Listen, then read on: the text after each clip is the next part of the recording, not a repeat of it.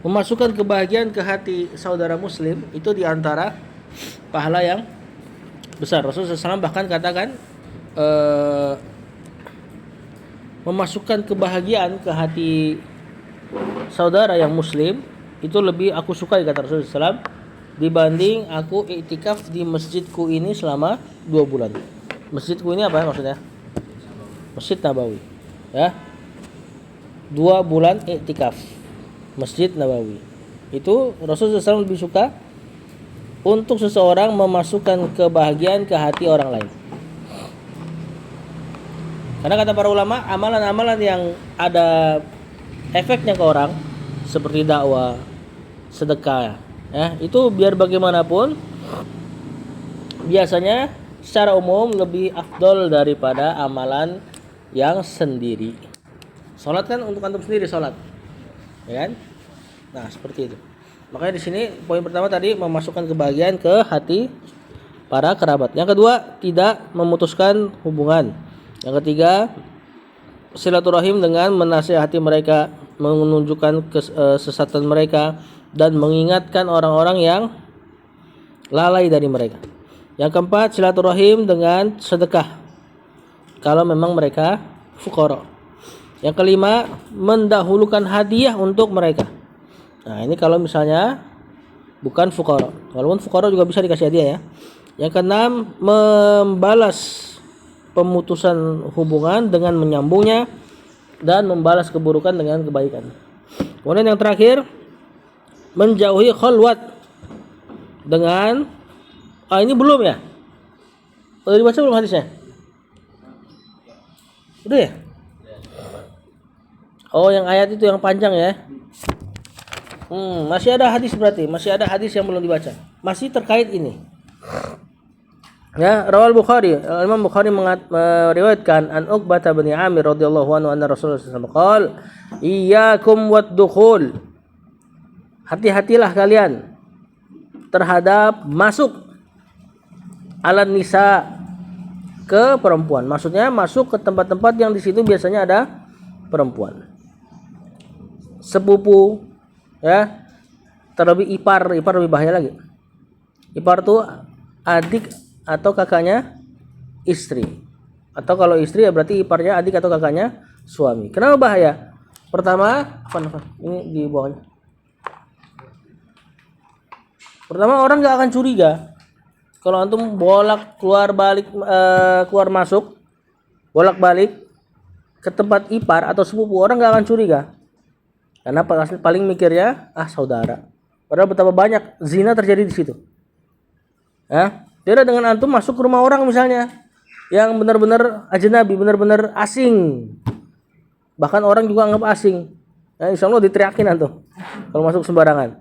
Nah, kalau ke ipar kan garing teriakin. Paling dia mau ini. Ya, makanya kata Rasulullah SAW, ipar itu maut. Ini bukan judul film ya. Faqala rajulun minal ansar, dan ada seorang laki-laki berkata, dan dia dari Ansar, "Ya Rasulullah, afara'aital hamwa." Ini di hadisnya ternyata. Pas banget ini. "Ya Rasul, gimana pendapatmu tentang ipar?" Qala alhammul maut. Ipar itu maut. Ya, ipar adalah maut. Maksudnya apa? Lebih rawan terjadi perzinahan. Yang dengan perzinahan tersebut namanya ipar. Ipar berarti yang melakukan zina sudah pernah nikah apa belum? Udahlah, kan saudara dari istrinya atau saudara dari suaminya. Berarti dia udah nikah kan? Apa hukuman zina bagi orang yang sudah pernah menikah? Rajam, dihukum mati. Ya, kalau diasingkan untuk yang belum menikah. Nah, makanya kata Rasulullah SAW, maut. Ipar adalah maut, di antara mananya itu. Ipar kalau terjadi berzinahan mengantarkan kepada kematian. Dan di antara mananya lagi tadi itu lebih mudah terjadi zina yang nanti sebabnya kematian. Dirajam, antum tahu rasanya rajam? Coba bayangin, batunya nggak boleh gede, nggak boleh kecil. Antum disambitin pakai batu itu sama seluruh masyarakat. Badan antum dikubur setengah. Jadi cuma dikubur sampai pinggang. Dengerin Hasbi. Denger gak? Apa ini ngomong apa tadi? Emang anda ngomong apa tadi? Kayak gimana rajam? Oh iya tuh sibuk banget. Hah? Ditanam, wih, pakai pupuk gak? Itu ditanam. Sampai mana? Setengah badan. Pinggang apa dada? Oh pinggang. Terus dilempar pakai batu yang gede apa kecil? Kecil. Enggak gede, enggak kecil. Sedang batunya, nggak boleh kecil nanti nggak ada rasanya. Kalau gede nanti langsung mati. Kan diinginkan dari rajam adalah merasakan sakitnya seluruh tubuh. Sebagaimana zina terdapat nikmat seluruh tubuh. Na'udzubillah. Kemudian fa fi sahihain an Ibnu Abbas radhiyallahu anhu ma'ani Nabi sallallahu alaihi wasallam qala la yakhluwanna rajulun, tidaklah berkhalwat seorang lelaki bimra'atin, dengan seorang perempuan. Di sini rajulun. Rasul enggak katakan ininya apa? Profesinya. Rajul secara umum. Ya, tidaklah khalwat seorang rajul dengan seorang imra'ah illa ma'adzi mahram, kecuali bersama dengan mahramnya. Tidak boleh berkhalwat seorang laki-laki dan perempuan, siapa aja laki-lakinya. Masuk di situ berarti mufti, qadhi, ustaz, alim. Enggak boleh khalwat dengan perempuan siapa aja. Masuk juga berarti ustazah, hafizah. Enggak peduli mau ustaz, mau seorang hafizah, berduaan belajar Iqra misalnya, atau belajar tajwid, mesti menuju ke zina. Ya, makanya di sini pakai lafaz rajul, umum banget. Ya, jadi jangan ada tuh. Banyak kisah-kisah kayak gitu tuh. Ustadznya ngajar tajwid, muridnya ibu-ibu. Ibu-ibu belum khalwat, cuma nggak dihijab aja. Akhirnya sering lihat, akhirnya condong, akhirnya WA, nanya masalah hukum awalnya, akhirnya dijelasin hukumnya di hotel. Na'udzubillah. Ini banyak kejadian. Ya, hati-hati nih. Dari sebelum jadi dai nanti harus tahu dulu. Ini diantara rintangannya para dai perempuan. Soalnya kita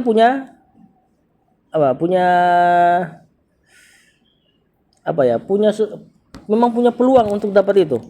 Kan antum biasa dai, hiburannya poligami. Ya. Insyaallah arahnya itu ke sana, dan itu sudah ma'ruf di kalangan salafus saleh. Hiburannya para salaf terdahulu perempuan. Ya, ini perempuan halal tentunya.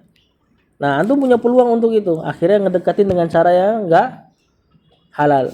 Nah, jadilah perzinahan. Faqama rajulun faqal, lalu ada seorang laki yang berdiri mengatakan, "Ya Rasulullah, wahai Rasul, imro'ati, istriku, kharajat hajatan, dia keluar karena hajat. Waktu tibtu fi ghazwati kadza wa kadza. Dan aku sudah ditugaskan pada perang ini dan itu. Sedangkan istriku keluar dalam rangka hajat, ada kebutuhan." Nah, di sini dikatakan ingin pergi haji. Oh, hajatan. Afwannya salah baca, bukan hajatan. Istriku keluar pengen berhaji dan aku sudah ditugaskan di perang ini dan itu. Kata sahabat nih, salah seorang sahabat. Apa kata Rasulullah SAW? Irji, pulang. Fahujja ma'a imra'atik, berhajilah bersama istrimu. Disuruh pulang padahal lagi perang, atau padahal akan diutus menjadi pasukan. Ya. Ada masalah nggak buat kaum muslimin jadi pasukan? Ada. Cuma Rasulullah SAW suruh pulang. Ya. Bahkan seorang perempuan tidak diizinkan berhaji. Haji, anu bayangin haji. Kurang soleh apa haji? Ya kan? Cuma kalau sendirian tidak diperkenankan. Harus ada mahramnya. Juga hadis yang terkenal lah, antum sering dengar. Wallahu alam validitasnya ya, ana enggak tahu riwayatnya. Cuma sering dengar. Tidaklah seorang laki-laki dan perempuan berkhalwat kecuali yang ketiga syaitan. Maksudnya pasti ada syaitan yang datang itu. Tadi walaupun seorang ustaz ngobrolin tajwid misalnya sama seorang ustazah, kalau berduaan pasti ada syaitan yang ngajak ke arah sana.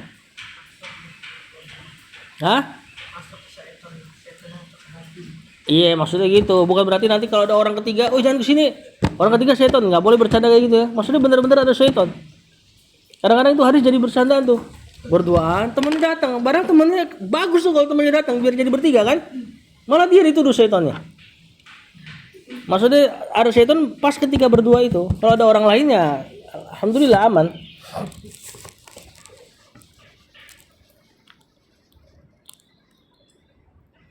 Di sini dilarang masuk atau keluar masuk ke rumah ipar min babi tahrimil wasail dalam rangka mengharamkan wasilah, karena wasilah itu punya hukum sesuai dengan maqasid ya. Maksudnya adalah karena zina kepada ipar haram, masuk ke tempat ipar diantara pintu menuju zina. Kan kita disuruh zina, disuruh apa? Disuruh menghindari zina apanya? Disuruh mengerjakan zina apa disuruh dilarang dari mengerjakan zina atau mendekati zina? Larangannya. Hah? Bahkan mendekatinya. Apa ayatnya? Siapa yang hafal? Wala taqrabu zina. Jangan dekati zina. Lihat, dekati. Belum dilakukan, baru mendekatinya saja sudah terlarang.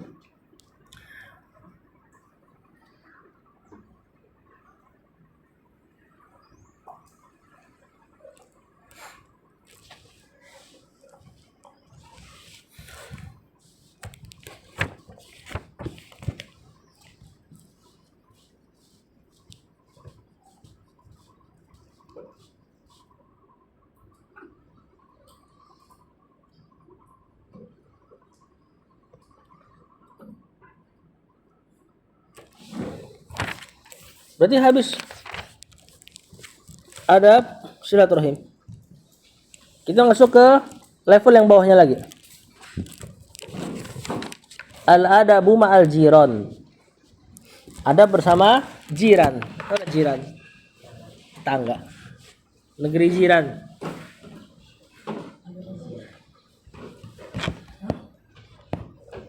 Kata penulis yang pertama, adamu idzail jari.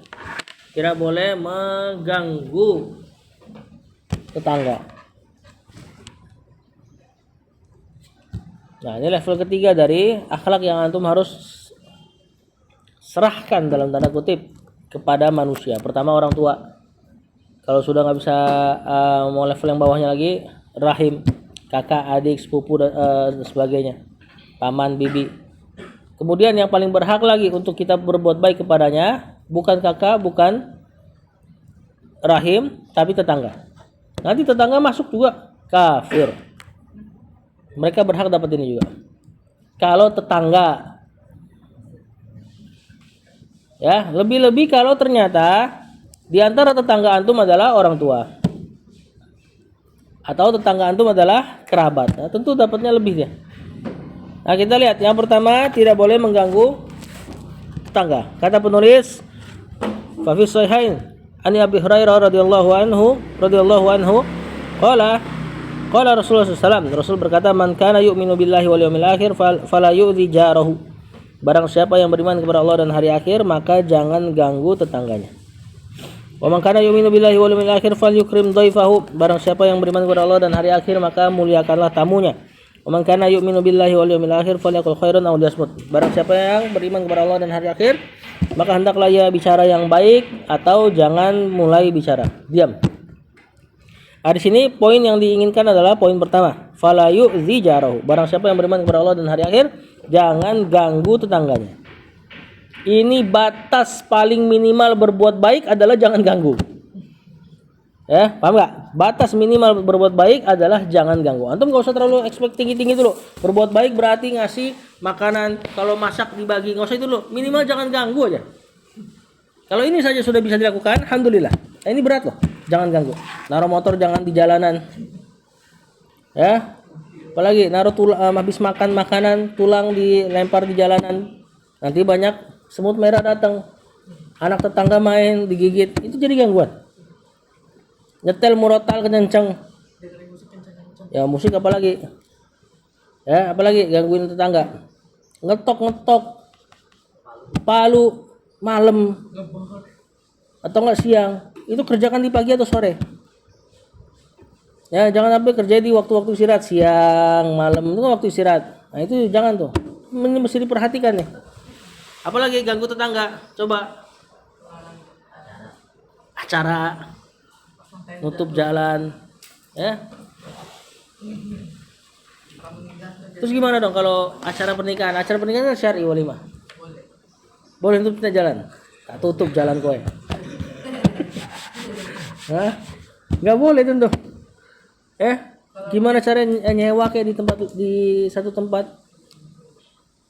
Di gedung. Nggak punya duit, nggak usah nikah. Ya, nggak usah macam-macam. Kalau misalnya nggak punya duit, nggak usah macam-macam. Kan nikah juga nggak butuh duit gitu loh. Ya kan? Anak nikah tuh cuma habis berapa ya? Paling 4 juta 5 juta. Alhamdulillah. Cuma beli mahar, kasih duit buat beli mahar 5 juta. Kemudian dipulangin duitnya sebagian. Kebanyakan katanya. Alhamdulillah. Makanan cuma kita beli makanan, terus kita kasih makanan kotak sudah jadi. Ya kan? Kasihin ke tetangga udah. Kasih tahu nih kami sudah nikah. Selesai walimah. Nggak harus dikumpulin ke rumah antum, dipajang, dangdutin, nggak usah. Ya, sebenarnya apa walimah tujuannya apa? Mengumumkan, kasih tahu bahwasanya antum sudah nikah, supaya nanti besok tahu-tahu antum boncengan, nggak ada omongan kan gitu sebenarnya tujuannya. Maka sebenarnya pihak keluarga laki dan perempuan dan tetangga sekitar udah tahu dan udah dapat makanan tentunya ya, jangan cuma nginfoin doang. Udah nikah nih, makanannya kagak ada. Itu walimah di situ ada makan-makannya. Ya, tujuannya adalah menginfokan. Makanya darurat main musiknya pun musik apa? Rebana boleh saat nikah. Rebana. Tipung-tipung rebana. Itu di antara kondisi yang boleh nikah. Boleh main musik.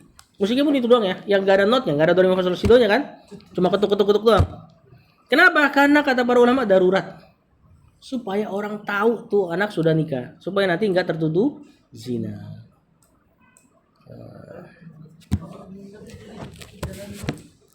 Tapi yang mainin anak kecil, bukan ibu-ibu. Lanjut, rawal Imam Ahmad, meriwayatkan Imam Ahmad bi sanadin sahih an Abi Hurairah radhiyallahu anhu qala rajulun ya Rasulullah wahai Rasul, inna fulanata yudhkaru min kathrati salatihi. Wahai Rasul, ada seorang perempuan, di sini tidak disebutkan namanya. Ya. Karena memang enggak ada ibrah untuk menyebutkan nama karena ini masalah aib nih. Ada seorang perempuan disebut-sebut terkenal bahwasanya dia banyak sholatnya.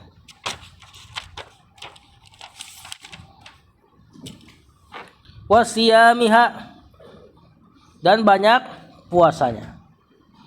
Kalau disebut sudah banyak sholatnya, banyak puasanya, berarti bukan sholat wajib, puasa wajib ya. Ini berarti sudah kondisi dia sholat sunnahnya sering, sholat malamnya sering, sholat wajibnya juga, puasa sunnahnya juga. Wajib gak usah ditanya kalau udah disebut seperti ini. Wasodaqotiha, banyak sedekahnya, ini juga sama, nggak mungkin cuma zakat. Ini memang sudah sedekah sunnah juga dilakukan.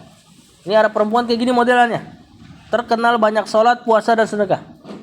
Ghairu annaha tu'dhi jironaha, cuma suka nyakitin tetangga. Kalau ngomong menyakitkan, ngomongin orang, menghina dan sebagainya, bilisaniha, dengan lisannya. Qala, kata Rasulullah SAW, hadza finnar, orang model kayak gini di neraka. Ya, orang seperti ini di neraka. Ini kata para ulama, dia ngomongin tetangganya, nyakitinnya apa? Nyakitinnya taswiran lahum, merendahkan tetangga-tetangganya, menganggap tetangganya ini remeh karena dia soleha. Paham gak? Nah, jadi kan tadi kondisinya ini perempuan disebut banyak sholat, puasa, sedekah, kemudian suka nyakitin tetangga. Di antara yang dia sakiti dari tetangganya adalah dia suka meremehkan tetangganya dari amal soleh. Ini yang pertama. Juga faedah yang kedua yang antum tangkap dari ini perempuan dikenal banyak sholat, puasa, sedekah. Ya, kok bisa lisannya buruk? Padahal kata Rasulullah SAW, inna sholata tanha 'anil fahsya'i wal munkar. Salat itu mencegah kefasikan dan kekejian dan kemungkaran. Salatnya nggak benar. Antum bayangin, dia banyak salat, kenapa orang tahu? Ria. Puasa juga kenapa dia banyak tahu? Ria.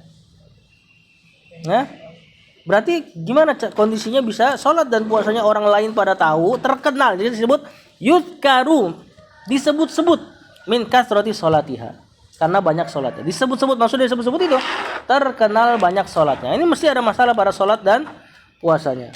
Makanya lisannya masih tajam. Ya, kata Rasulullah SAW, hiya finnar, yang model kayak gini di neraka. Tapi ingat, ini bukan berarti takfir. Bisa saja nanti kalau imannya bagus, nanti dia masuk surga di ujungnya. Paham? Faqala ya Rasulullah, ada sahabat berkata lagi, fa inna fulanata, ada nih fulanah yang lain. Yudkaru min qillati siyamiha. Dia terkenal biasa aja puasanya. Ingat, kalau disebut biasa aja puasanya, termasuk puasa Ramadan, wajib pasti dia lakuin. Cuma sunnahnya biasa aja. Wa yudkaru min qillati siyamiha wa shadaqatiha wa salatiha. Sedekahnya biasa aja, salatnya biasa aja. Salatnya biasa aja berarti dia mungkin enggak banyak salat malam. Salat wajib mah udah pasti. Bukan berarti sholatnya bolong-bolong ya. Ini ada apa? Penurunan standar kalau di sini. Di sini kan kalau disebut soleh berarti yang sholat 5 waktu. Padahal sholat 5 waktu itu standarnya seorang muslim. Bahkan bukan soleh lagi kadang-kadang. Orang sholat 5 waktu dibilang alim. Alim. Isim fa'il dari alim, ya'lamu ilman alimun. Orang berilmu harusnya. Alim itu ya misalnya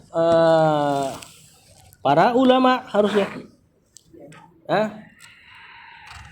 Terus standarnya mereka apa? Standarnya mereka yang masih sholat tapi maghrib doang misalnya, atau enggak Jumat doang. Ini standarnya turun.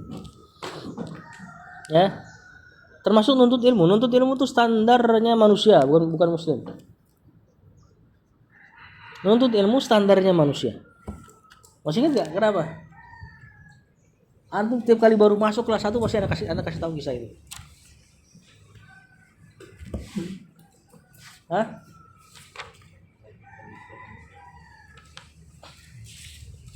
Anak pakai kisah, bukan pakai dalil.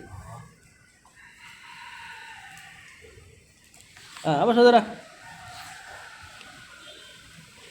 Kisah Nabi Adam. Ya, Nabi Adam suruh ngajarin nama-nama benda di surga buat malaikat. Yang akhirnya nanti malaikat Allah suruh sujud menghormatinya. Ya, bapak kita sudah mainan pena dari dulu. Maka orang yang nuntut ilmu itu standarnya manusia sebenarnya. Bukan muslim doang. Kata Rasulullah SAW, ini perempuan sedikit ininya apa? Ibadahnya tadi ya. Wa innaha tasaddaqu bil aswar. Ini perempuan paling cuma bersedekah dengan apa nih? Aswar. Poin ke-6. Paling cuma bersedekah dengan potongan-potongan keju. Wala tuzi jironaha, tapi dia tidak menyakiti jironnya bilisaniha, dengan lisannya. Kata Rasulullah SAW, hiya fil jannah. Perempuan seperti ini di surga. Di sini dijelaskan oleh para pensyarah, di antaranya adalah hati-hati terhadap lisan dalam bertetangga.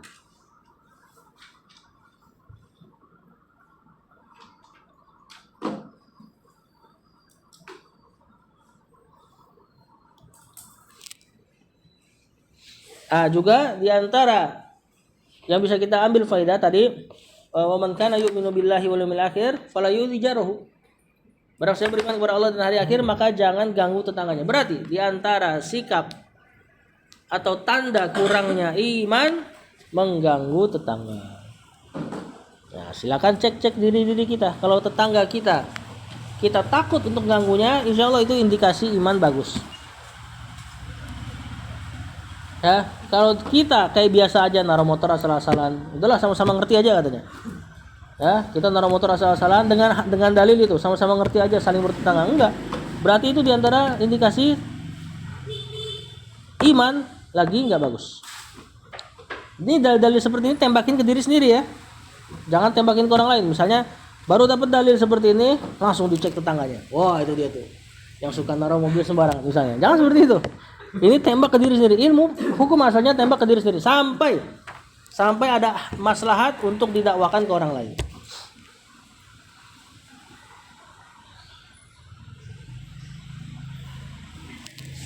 Juga di antara faedah yang bisa diambil, yan bagil insan an la yahtaqiru ayya amalin wa in sagura. Hendaknya seseorang tidak meremehkan amal soleh apapun walaupun kecil. Nah ini perempuan lihat, sholatnya dikit dan sebagainya, tapi nggak ganggu orang, itu poinnya tuh. Jadi sebab dia masuk surga. Pan ngapain sih Pan? Sibuk banget antum, kayak nggak ada kerjaan lain aja, kayak paham aja. Ngapain itu coret-coret tanda tanya? Nggak, terus ngapain dari tadi? Jadi apain? Biar apa? Catat poinnya. Yang kedua, ya mana jaruhu syarrohu. Yang kedua sama, ini masih poin cabang dari yang di atas. Tetangga harus aman dari gangguan tetangga lain.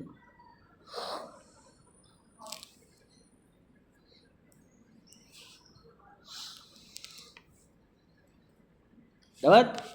Rawi Muslim an Abi Hurairah radhiyallahu anhu anna Rasulullah sallallahu alaihi wasallam Rasul berkata, la yadkhulul jannah. Tidak masuk surga, maksudnya tidak masuk surga di awal kali. Bukan berarti kalau enggak ngamalin ini berarti kafir, bukan. Ya maksudnya orang yang kayak gini berhak diazab. Kapan? Man la ya'manu jaruhu bawa'iqahu. Orang-orang yang tetangganya tidak aman dari gangguannya.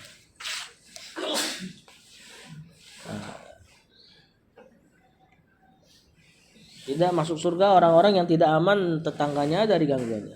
Jadi tetangganya tuh gak aman. Bisa ada tuh kayak gitu tuh di satu perumahan yang ada satu orang pokoknya punya masalah banyak banget ya tetangganya.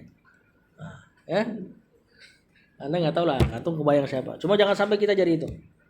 Pokoknya sama tetangga ini nggak cocok, sama tetangga ini nggak cocok, sama tetangga ini nggak cocok, sama tetangga ini nggak cocok. Dia juga. Nah itu hati-hati tuh.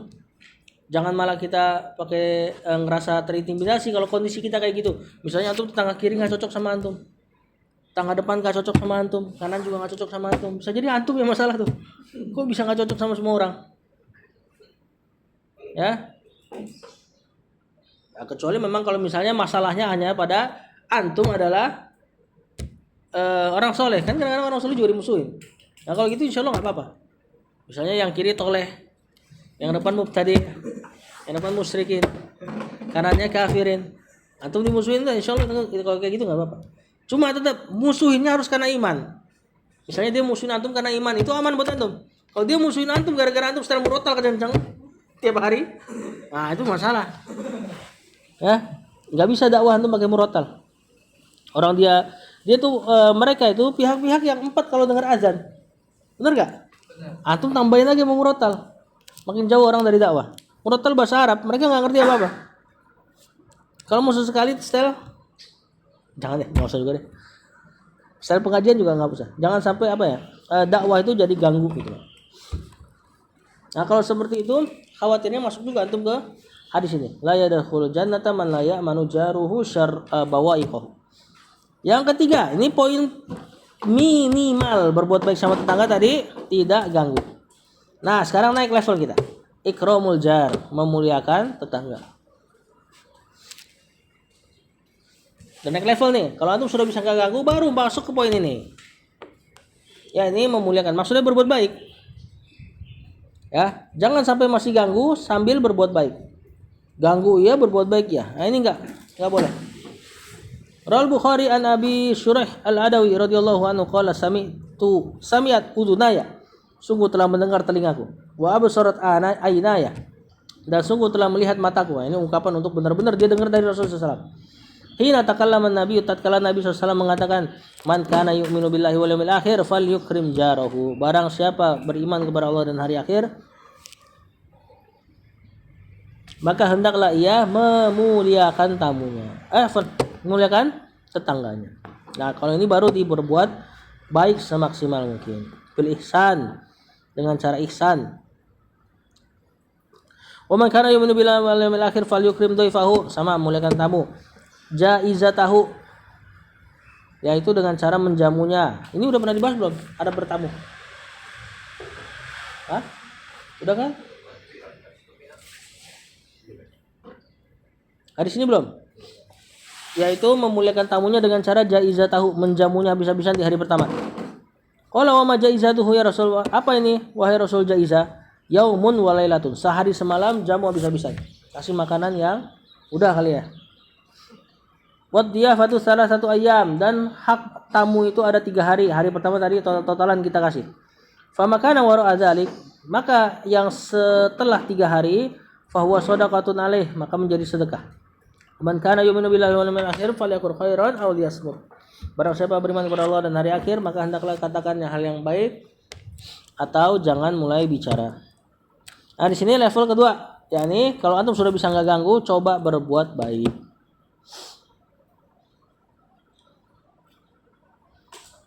Tapi juga maksudnya bukan berarti antum misalnya masih ada gangguan yang misalnya tidak bisa dihindari, kemudian jadi alasan antum untuk nggak berbuat baik.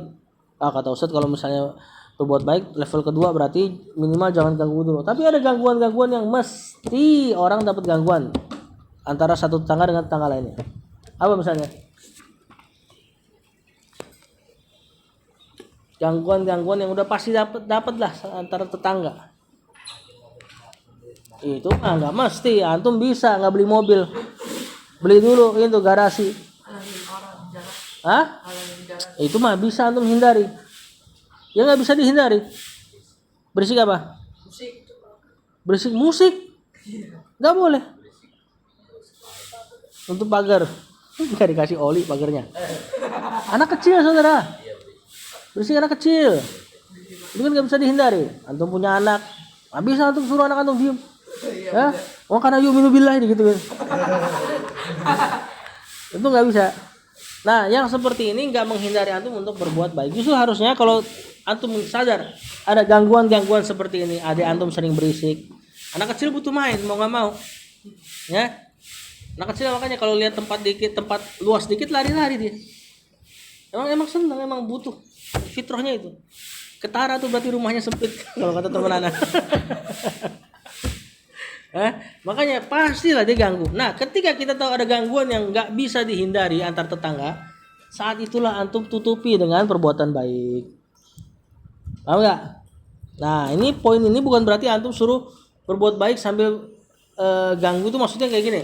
Misalnya antum udah ngasih dia makanan, terus taruh mobil depan rumah dia dengan alasan kan gue udah sering ngasih makanan gitu kan. Nah, ini bukan begini maksudnya. Ya, maksudnya antum berusaha mati-matian untuk tidak ganggu. Ini fokus pertama, tapi pasti ada gangguan-gangguan kecil. Nah, itu tutupilah dengan perbuatan-perbuatan baik.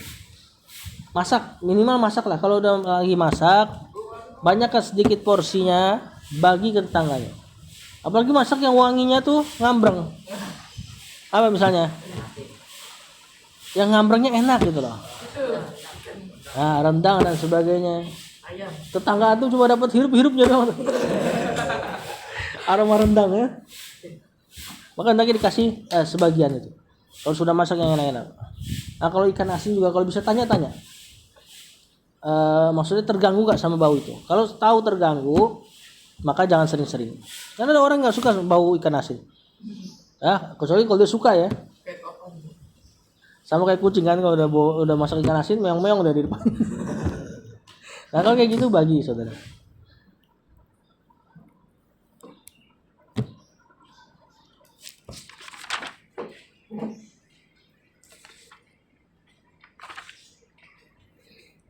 Masih di poin ikram ujar, berbuat baik kepada tangga. Ya, hadis yang dibawakan, Nabi SAW mengatakan, man kana yu'minu billahi wal yawmil akhir falyuhsin ila jari. Barang siapa beriman kepada Allah dan hari akhir, maka berbuat ihsanlah kepada tetangganya. Apa perbedaan ucapan falyuhsin ila jarihi dengan falyukrim jarohu? Ihsan, antum tahu definisi ihsan? Anta abudullaha kana tarahu fa in lam takun tarah fa innahu yarak. Beribadah kepada Allah seolah-olah melihat Allah. Kalau nggak bisa, sadarlah kita dilihat sama Allah. Gimana cara bermuamalah sama tetangga? Dengan bawa ihsan. Ayo. Wah, ini level tertinggi nih. Coba minta air lagi dong. Berbuat tetangga dengan level ihsan. Kalau tadi cuma ngasih makanan, Satu aja. Ngasih makanan, ngasih minuman, ya. Bantuin kalau dia minta tolong. Ini gimana cara antum berbuat tetangga? Tapi fa'innahu yarak. Dalam keadaan antum tahu Allah melihat antum. Coba. Gimana cara berbuat ihsan tetangga nggak tahu. Gitu loh maksudnya.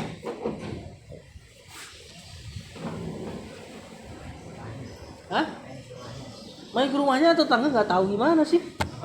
Pas lagi nggak ada orangnya. Nolong itu mah. Jazakallahu khairan. Coba berbuat ihsan tetangga nggak tahu. Enggak, mendoakan boleh. Apa lagi? Apa? Nyiramin tanamannya boleh, masya Allah. Ya, apa lagi? Masih makan. Hah? Masih makan tetangga. Yang dia nggak tahu, saudara.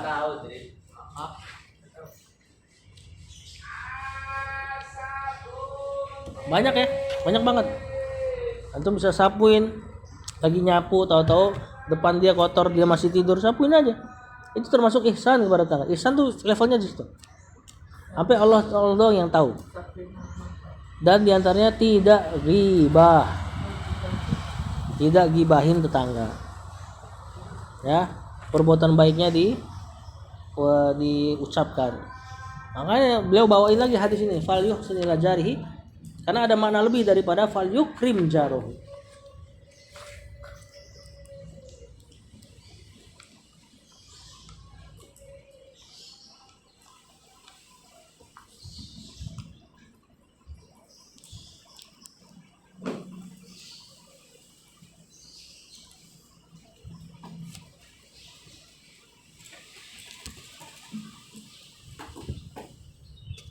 Yang keempat, al-ihtimamu bil jiran. Memperhatikan tetangga.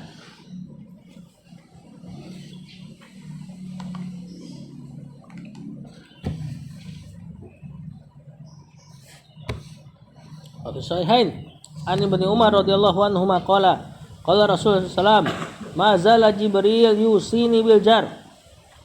Senantiasa Jibril mewasiati aku tentang tangga.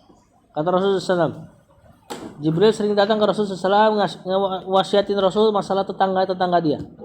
Tentang berbuat baik sama tetangga ya, berbuat ihsan sama tetangga ya, dan seterusnya dengan kalimat-kalimat yang kita nggak tahu. Ya, hatta dzanantu annahu sayuwarrithuhu. Kata Rasulullah SAW, sampai aku kira ini kayaknya tetangga dapat waris deh bentar lagi nih. Saking seringnya Jibril datang ke Rasulullah SAW wasiatin dia masalah tetangga. Hatta dzanantu annahu sayuwarithu. Sampai aku mengira aku akan mewarisi tetangga. Itu tetangga bukan ahli waris ya. Maksudnya saking seringnya Jibril datang sampai Rasul ngira gitu.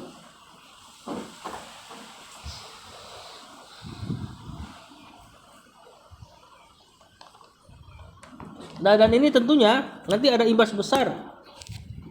Kalau antum sudah bisa bangun keluarga, orang tua, rahim tadi, terus punya hubungan baik sama tetangga, insya Allah nanti membesar. Jadilah mujtama atau masyarakat yang soleh, bener gak? Nah, jangan antum koar-koar, tegakkan khilafah, sama orang tua enggak berbakti misalnya, tegakkan khilafah, remote diambil istri nggak berani ambil gitu. Tegakkan khilafah, tetangga di samping rumahnya diganggu sama dia, nah kejauhan. Memperbaiki mujtama, masyarakat ini dimulai dari yang dekat, termasuk diantaranya dari yang antum pimpin sendiri, ini rumah antum, kemudian nanti ke orang tua, rahim, dan tetangga. Kalau sudah bagus, insya Allah mujtama, masyarakat akan baik sendirinya. Yang kelima, al-hadiyatu lil jiran minat ta'ami wa nahwi, menghadiahkan tetangga dengan makanan atau semisalnya. Nah, ini diantara bentuk ikram tadi ya, memuliakan. Rawi Muslim an Abi Dzar radhiyallahu anhu qala Rasulullah SAW, ya Abu Dzar, wahai Abu Dzar, idza tabahta maraqatan, jika engkau memasak maraqah di sini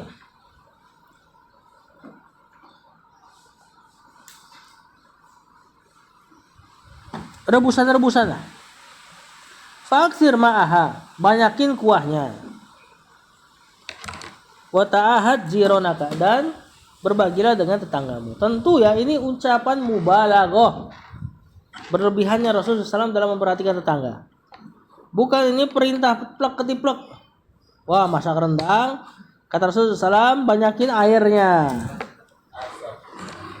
Kasih tetangga airnya doang. Ini ungkapan kalau lah antum tidak punya duit lagi beli daging, ya udah banyakin airnya gitu loh. Ya, nanti bagi sama dia airnya banyak, daging satu misalnya. Nah, tapi ini maksudnya antum semaksimal mungkin bisa berbagi masakan dengan mereka.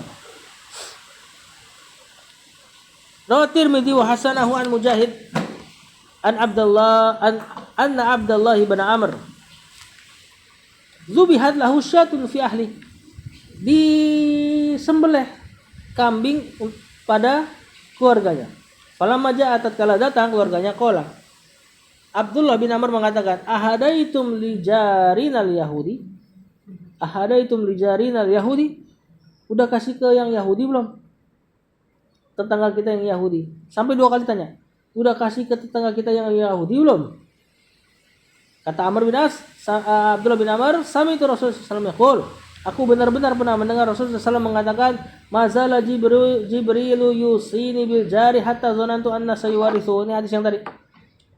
Aku benar-benar mendengar Rasul mengatakan, senantiasa Jibril mewasiatiku tentang tetangga sampai aku mengira aku akan mewarisinya.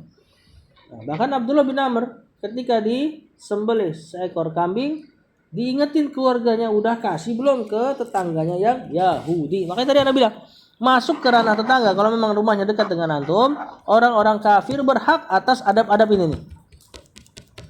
Ya. Jadi dari poin pertama sampai poin kelima nih kita pelajari, ini juga berhak untuk orang-orang kafir. Kalau dia tetangga antum. Ya, betapa banyak hidayah gara-gara tetangga baik. Jangan justru mentang-mentang kafir nih, ya kan?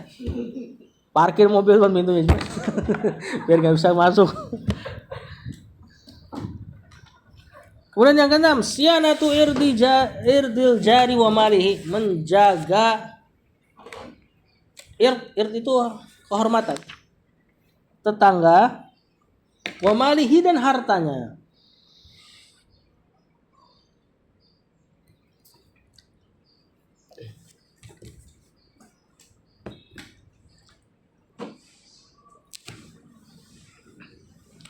Rawal Imam Ahmad bisaradin Hasan anil Miqdad bin al-Aswad radhiyallahu anhu qala Rasulullah sallallahu alaihi ashabi, Rasul mengatakan, ma taquluna fi zina. Rasul nanya sama para sahabat. Ini biasa nih, Rasul nanya kayak gini dalam rangka menyiapkan perhatian mereka. Jadi poinnya nanti setelah ditanya kayak gini, poinnya nanti akan dijelaskan sama Rasulullah SAW. Cuma beliau sengaja tanya dulu supaya orang, kenapa nih Rasul nanya nih? Siap mendapatkan ilmunya. Ya, untuk menarik perhatian. Ma taqulu fi zina. Mata kuluna fi zina, apa pendapatmu tentang zina? Kata Rasul. Qalu, mereka mengatakan, haramahullah, Allah telah mengharamkan zina, wa rasuluh, dan Rasulnya juga telah mengharamkannya. Fa huwa haramun ila yaumil qiyamah, maka dia adalah hal yang haram sampai hari kiamat. Faqala kata Miqdad bin Aswad, faqala Rasulullah sallallahu alaihi wasallam, maka Rasulullah SAW mengatakan, la an yazniyar rajul, seorang lelaki berzina, bi asrati niswatin, dengan 10 orang perempuan, aisar, lebih ringan, alaihi, baginya, maksudnya dosanya lebih ringan dosanya, min an yazniya bimraati jarihi, daripada dia menzinahi istri tetangganya. Ini bukan berarti antum, berarti mendingan nama 10 tapi nggak dikenal, bukan seperti itu. Ya, maksudnya dosanya, tentu dosanya berzina dengan perempuan, satu perempuan yang tidak dikenal, besar nggak? Besar. 10 lebih besar lagi, kali 10. Berzina dengan tetangga walaupun satu lebih besar daripada berzina dengan 10 yang tak dikenal. Paham nggak? Nah, ini bukan berarti antum suruh, berarti kalau mau zina sama yang nggak dikenal, bukan seperti itu. Ingat, dosanya besar zina itu. Ya, kotor lagi, berpenyakit. Kenapa dosanya berzina lebih besar kepada tetangga? Karena biasanya hubungannya berlanjut. Paham? Biasanya nggak cuma sekali itu kalau kayak gitu. Kemudian permusuhannya kalau ketahuan bisa bunuh-bunuhan. Paham nggak? Suaminya. Atau akan punya masalah sama suaminya nanti. Dan masalahnya nggak akan kecil. Pasti bunuh-bunuhan. Beda antum misalnya zina sama perempuan yang antum nggak kenal, nggak tahu rumahnya di mana. Terjadi saat itu udah selesai. Ya, dan sama-sama misalnya terjadi kecemburuan dan sebagainya, nggak tahu antum di mana. Kalau tetangga, maka akan terjadi pembunuhan dan sebagainya. Bahkan bisa jadi permusuhannya sampai ke anak cucunya. Ada kan itu tuh. Anda baca berita kalau nggak salah kemarin tuh. Anak bunuh tetangganya.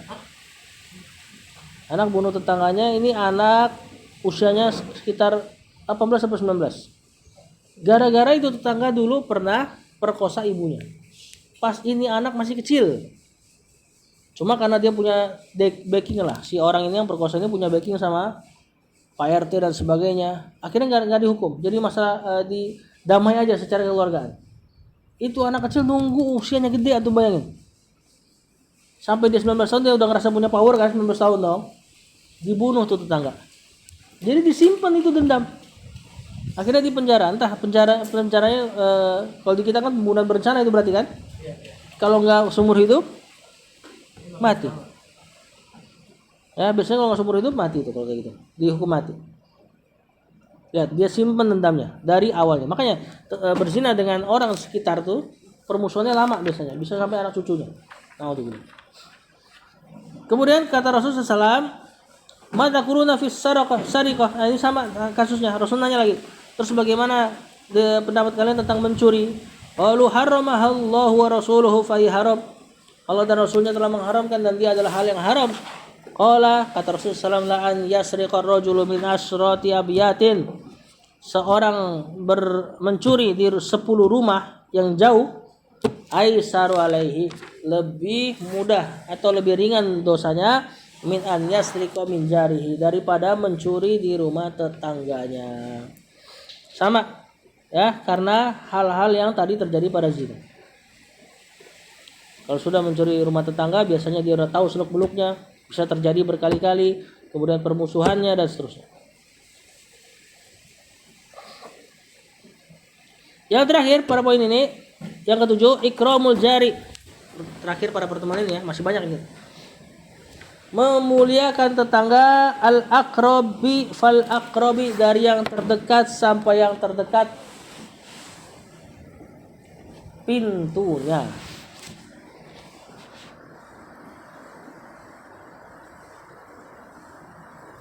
Jadi pintu, patokan tetangga antum paling dekat mana, yang paling dekat dengan rumah antum, yang paling dekat pintunya. Riwayat Bukhari an Aisyah radhiyallahu anha, qultu ya Rasulullah, inna li jaraini. Ya Rasul, aku punya 2 tetangga. Fa ila ayyihima uhdi, kepada yang mana yang aku bisa hadiahkan ke mereka? Kalau punya banyak nggak apa-apa, kasih dua-duanya. Maksudnya ini kalau terbatas nih, kemana tetangga mana yang lebih berhak untuk antum ikram? Kata Rasulullah SAW, ila aqrabihima minka baban, kepada yang paling dekat di antara mereka berdua darimu, baban, pintunya. Ini mansub sebagai tamyiz namanya. Jadi patokannya pintu. Perhatikan, misal antum punya rumah. Kenapa sih di sini patokannya pintu? Karena pintu ini yang paling banyak melihat aktivitas antum. Kalau antum misalnya punya tetangga baik, tapi 2 pintu selangnya, antum kasih hadiah ke dia 2 pintu. Ini rumah antum, ini rumah dia, ini rumah tetangga terbaik antum, CS antum. Antum berbuat baik ke dia, lewatin 1 pintu baru ke pintu dia. Apa yang terjadi? Iri, khawatir timbulin hasad. Ini rumah gua yang paling dekat malah dilewatin misalnya. Dan kalau sering terjadi hasad, insya Allah Ya, antum akan dapat muamalah yang buruk dari si pintu ini nih. Yang sering lihat antum ngelewatin dia ketika berbuat baik. Naruh motor jadi nggak bisa, misalnya kalau sesekali kita kan ya boleh aja lah kita masuk rumah dalam karena hajat yang sebentar aja. Misalnya ngambil sesuatu tertinggal, kita kan nggak mungkin masukin motor lagi kan. Ya taruh rumah di dekat rumah tetangga misalnya. Kalau dia baik, antum baik sama dia, insya Allah nggak masalah. Nah kalau antum sering lewatin dia, ya maka nanti ada aja yang dipermasalahkan sama dia. Awalnya bukan masalah, gara-gara kejadian itu antum dipermasalahkan. Contoh lagi, rumah antum depan, belakang, kiri, kanan sama dekat pintunya, sama dekat. Depan ke rumah antum, atau kita nggak katakan sama dekat ya, kiri kanan dekat pintunya. Rumah antum dan rumah yang depan lebih jauh, tapi hadap-hadapan. Mana yang lebih mulia dulu untuk antum lakukan perbuatan baik? Yang depan insya Allah. Ya, apalagi yang dia sering lihat akses antum. Dia jemur baju, ketemu istrinya jemur baju, istri antum jemur baju, ngobrol sebentar. Lebih banyak muamalahnya nih, ya kan? Maka kalau antum kasih kiri kanan, yang depan ngelihat. Kalau antum kasih depan kiri kanan, insya Allah nggak lihat. Paham? Juga diantaranya juga misal rumah yang kondisinya seperti di kampung. Antara rumah satu keseling kebon, rumah yang lain sama. Di belakang rumah antum ada rumah deket banget. Nah, yang mana yang lebih didahuluin? Nanti tinggal antum kondisikan gimana caranya tidak timbul hasad tersebut. Ya kalau misalnya di depan mesti ngelewatin kebun sebelah, yang kanan lihat ya udah jadi sama masalahnya antum. Nah kalau kasih kanan dan kiri walaupun rada jauh, tapi belakang nggak tahu, nah itu lebih baik.